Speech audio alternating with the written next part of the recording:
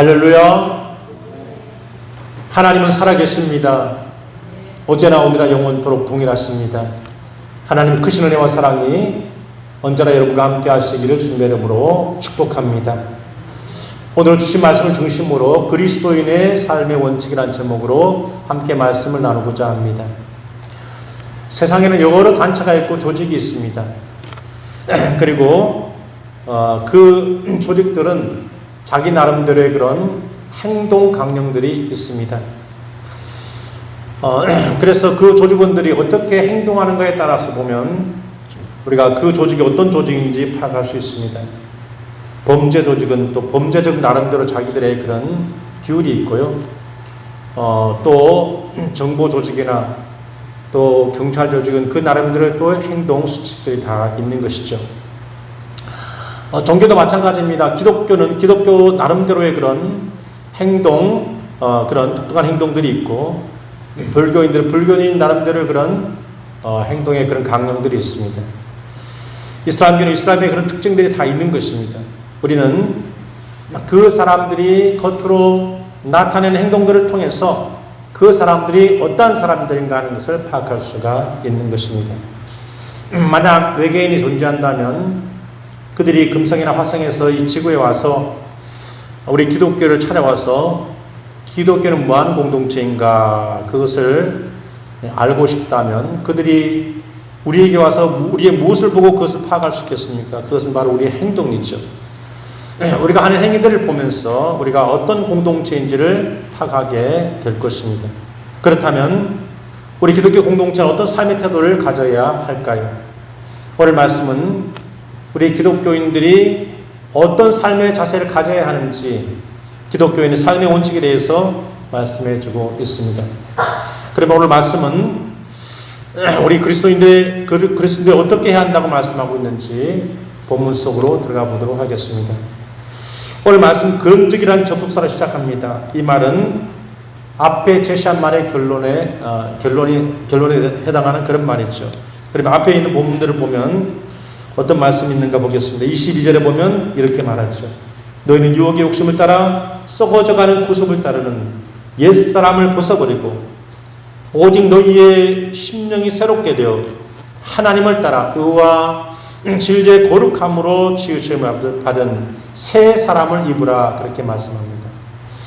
옛사람을 벗어버리고 새 사람을 입으라 이렇게 이제 말씀하면서 그러면서 오늘 새 사람을 입은 성도는 그럼 어떻게 살아가야 하는지 오늘 본문에서 말씀하고 있습니다. 옛사람을 버리고 새 사람이 되었기 때문에 그런즉 이제는 거짓을 버리고 각각 그 이웃과 더불어 참된 것을 말하라고 말씀하고 있습니다.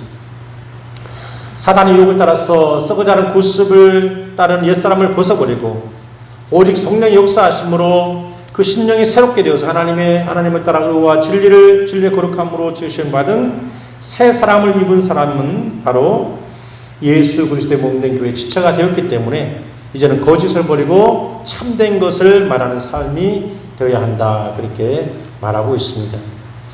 여기서 말하는 거짓은 옛사람이 가졌던 그런 습성이죠. 22절과 연결해서 본다면 구습을 따랐던 삶의 방식입니다. 이런 삶의 방식에서 벗어나야 한다고 말합니다. 골로새서 3장 9절에도 보면 서로 거짓말을 하지 말라고 그렇게 말합니다. 서로에게 거짓말을 하지 마십시오.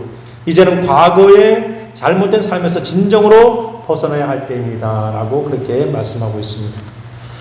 성령으로 거듭난 그리스도인들은 이제 과거의 그런 잘못된 삶에서 확실하게 벗어나야 한다. 그렇게 말씀합니다. 서로에게 거짓말을 하는 것은 사탄에게 사로잡혀 살아가는 그런 죄인들의 그런 특성들입니다. 사탄은 거짓의 압입니다. 사탄은 모든 사람들이 서로 속이고 거짓말을 하고 잘못된 길로 가고 멸망의 길로 가기를 원하는 것입니다. 사탄이 아담과 하와를 찾아와서 하나님께서 금하신 선악을 알게 나무의 열매를 먹어도 결코 죽지 않는다, 절대로 죽지 않는다고 거짓말을 합니다. 너희 눈이 밝아져서 하나님처럼 된다고 거짓말을 합니다. 아담과 하와를 속입니다. 그리고 아담과 하와는 그 거짓말에 속아서 결국 선악과를 따먹고 하나님처럼 되기는커녕 죽음의 권세 아래 갇히게 되고 죄의 종이 되고 사탄의 하수인이 되고 영원한 그런 지옥에 떨어지는 그런 존재가 되고 말았던 것이죠. 하나님은 거짓이 없는 분입니다. 하나님은 참이십니다. 어제나 오늘나 영원토록 동일하신 분입니다. 하나님은 영원토록 변함없고 신실하신 분이십니다. 하나님은 아브라함과의 그런 약속을 지키시기 위해서 아브라함의 후손들을 애굽에 들여보내시고 큰 민족을 이루게 하시고 430년 후에 약속의 땅으로 인도하십니다. 430년이 지나도 하나님의 약속은 변치 않습니다. 창세기 3장에 보면 여자의 후손으로 사탄을 멸하시겠다는 약속을 하십니다. 몇 천년이 지나도 하나님은 그 약속을 신실하게 지키셔서 예수 그리스도를 이 땅에 보내주시고 십자가를 통해서 사탄을 멸하셨습니다. 하나님 신실하셔서 우리의 삶 속에서도 우리를 늘 지켜주시고 우리의 기도를 들어주시고 모든 것이 협력하여 선을 이루게 하십니다. 마침내 우리를 믿음의 승자가 되게 하시고 주님이 예배하신 천국으로 우리를 인도하십니다. 사탄이 우리 마음속에 거짓을 집어넣는 것은 우리를 파멸로 끌고 가려는 것입니다. 그러나 하나님께서 우리에게 참마음을 주시는 것은 우리를 천국 백성 되게 하시려고 하시는 것입니다. 그러므로 우리가 예수 그리스도 안에서 새로운 피조물이 되었다면 옛 사람을 벗어버리고 새 사람을 입어야 됩니다. 죄악된 삶을 버리고 생명의 삶을 살아가야 합니다.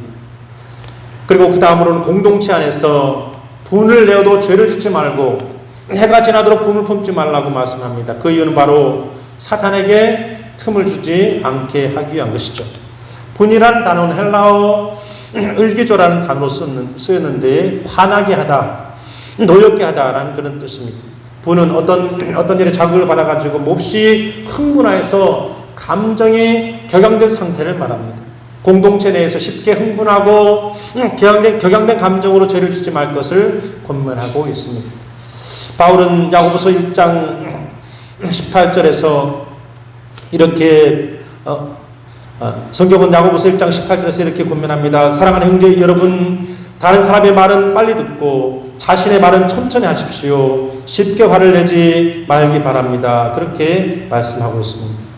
성경은 쉽게 화를 내고 분을 내는 것은 곧 마귀에게 틈을 주는 우리의 연약함이기 때문에 그러한 삶의 방식에서 돌이킬 것을 권고하고 있습니다. 또한 도둑질하지 말 것을 교훈하고 있습니다. 도둑질은 강도나 절도나 그런 것도 말하지만은 정당한 방법으로 이득을 취하는, 정당하지 못한 방법으로 이득을 취하는 것도 말하고 있습니다. 심지어 자신의 노력이 아닌 타인의 노력의 대가로 사는 그런 나태함까지도 포함하고 있습니다. 더 나아가서 다른 사람의 대가를 가로채는 것도 이에 해당합니다. 오히려 가난한 사람을 돌아보고 굳이 않은 선한 일을 하도록 권면하고 있습니다. 또한 바울은 이어서 더러운 말을 하지 말 것을 강조합니다. 무릇 더러운 말은 너희 입 밖에도 내지 말라고 그렇게 말씀합니다. 여기서 더러운이라는 말의 의미는 건강을 해치는 또 썩은 또 무가치한 그런 뜻을 갖고 있습니다. 따라서 더러운 말은 쓸데없는 또 남의 마음을 상하게 하거나 해를 끼치는 그런 말입니다. 어그는 다르지만 마가복음 5장 2절에 보면 더러운 귀신들인 자라는 표현에서 귀신들의 상태를 더러운이라고 그렇게 표현하고 있습니다. 따라서 이 더러운 말은 귀신에게 속하는 삶의 방식을 말합니다. 에베소서 5장 3절과 5절에 보면 음행과 온갖 더러운 것과 탐욕은 너희 중에서 그 이름조차도 부르지 말라. 이는 성도에게 마땅한 바니라. 누추함과 어리석은 말이나 희롱의 말이 마땅치 아니하니 오히려 감사하는 말을 하라. 너희도 정녕 이것을 알거니와 음행하는 자나 더러운 자나 탐하는 자 곧 우상 숭배자는 다 그리스도와 하나님의 나라에서 기업을 얻지 못하리라. 그렇게 말씀합니다. 마귀에게 속해서 더러운 말을 하는 자는 하나님의 나라에서 기업을 얻지 못한다. 그렇게 성경은 우리에게 말씀하고 있습니다. 그리스도인은 더러운 말들을 입 밖에 내지 말고 오히려 감사하는 말을 하라고 말씀하고 있습니다. 그렇게 하여서 그리스도를 대적하는 자들로 하여금 그들이 스스로 부끄러워서 그리스도인도 악하다고 할 것이 없게 하라고 성경은 우리에게 말씀하고 있습니다.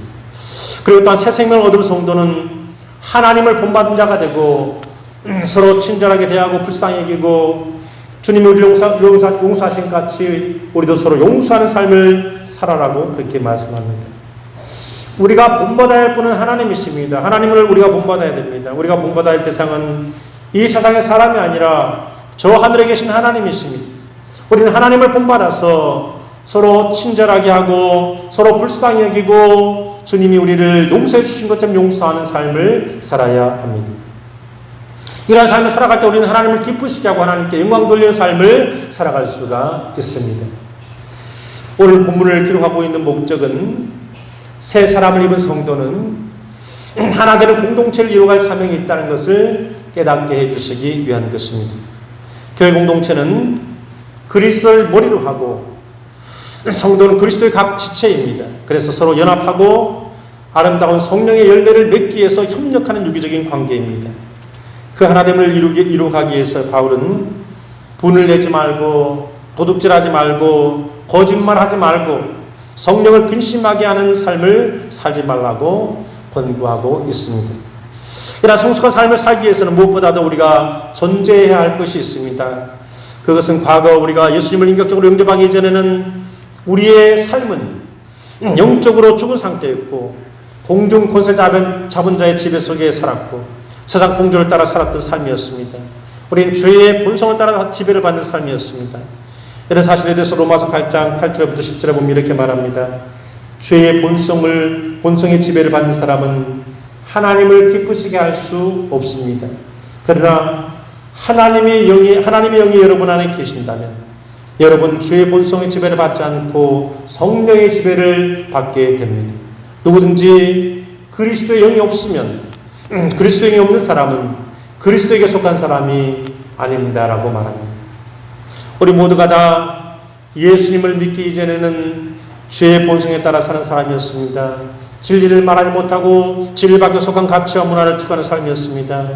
우리는 속이는 말을 하였고 거짓을 말하는 삶을 살았습니다. 그렇지만 이제는 예수 그리스도의 피로 힘입어서 우리는 새 생명을 얻게 되었습니다. 예수 그리스도의 피는 우리 모든 죄를 다 사해 주었습니다. 우리는 예수 그리스도의 피로 말미암아 의롭다함을 받았습니다. 예수님 우리를 거룩하게 하기 위해서 고난을 받으셨습니다. 우리는 예수 그리스도의 피로 거룩해졌고 믿음의 백성이 되었습니다. 새 생명을 얻은 천국 백성이 되었습니다.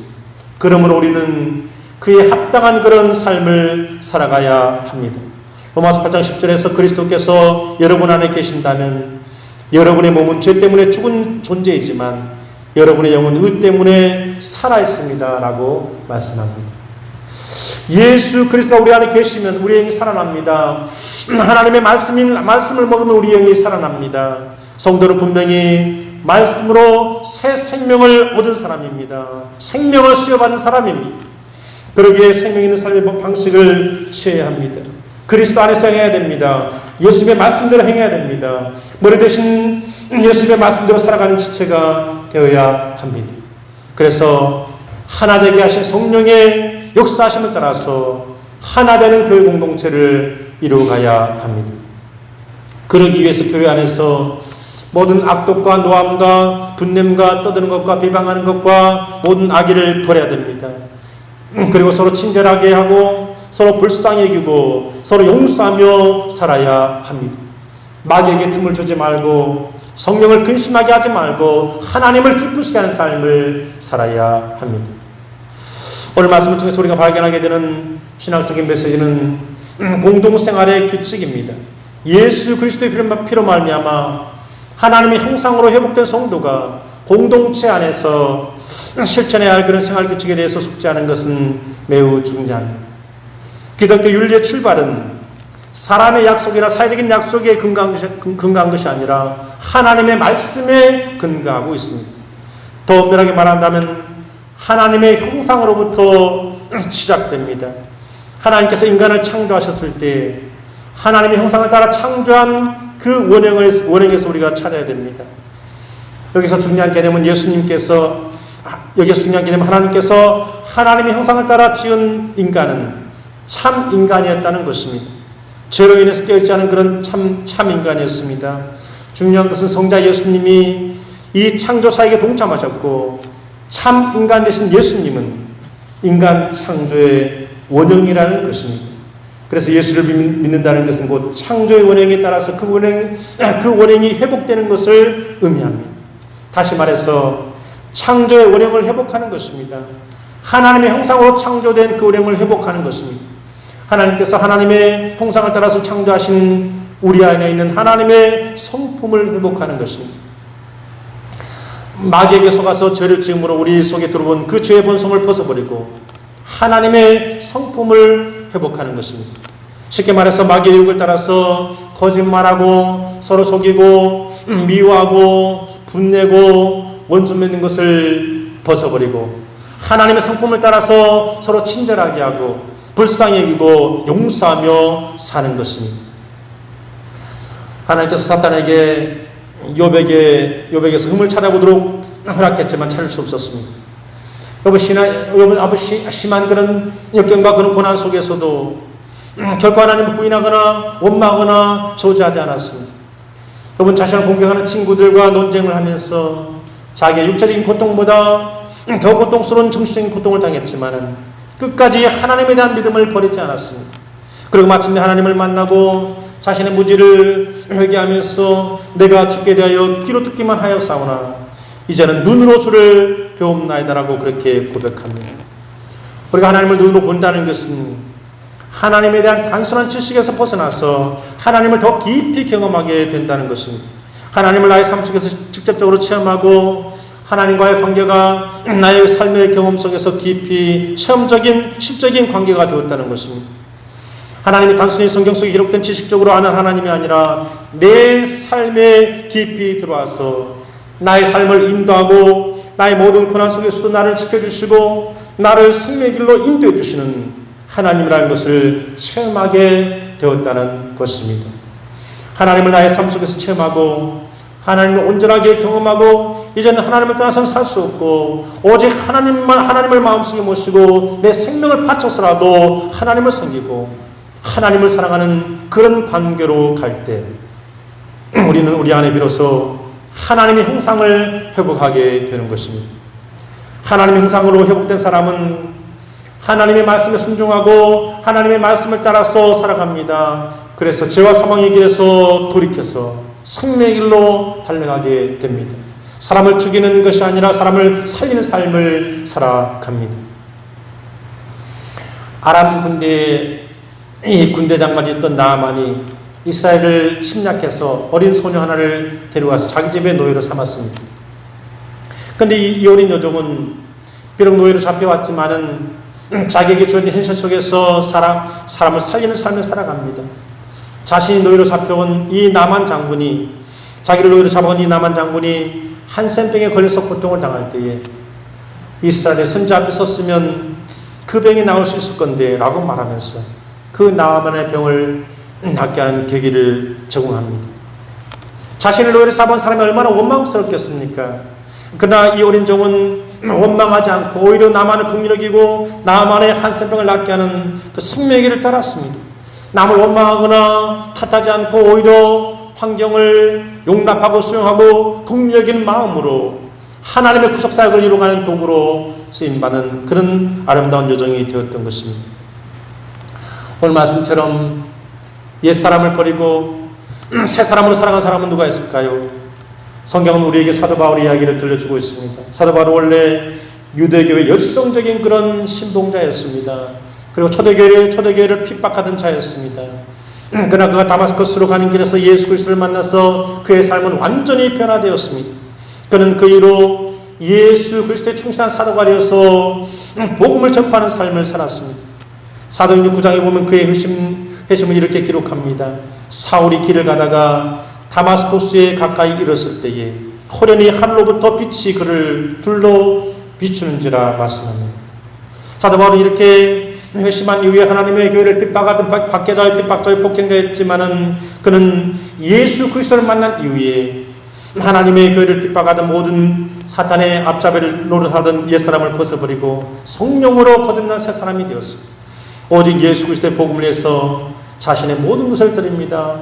자신의 생명도 드리고 자신의 물질도 자신의 시간도 자신의 지식도 모든 것을 다 드려서 주님의 복음을 위해서 아름답게 살아갑니다. 천국이 가까웠다고 외쳤고 회개하고 복음을 믿으라고 전하면서 많은 사람들을 생명의 길로 인도하였습니다.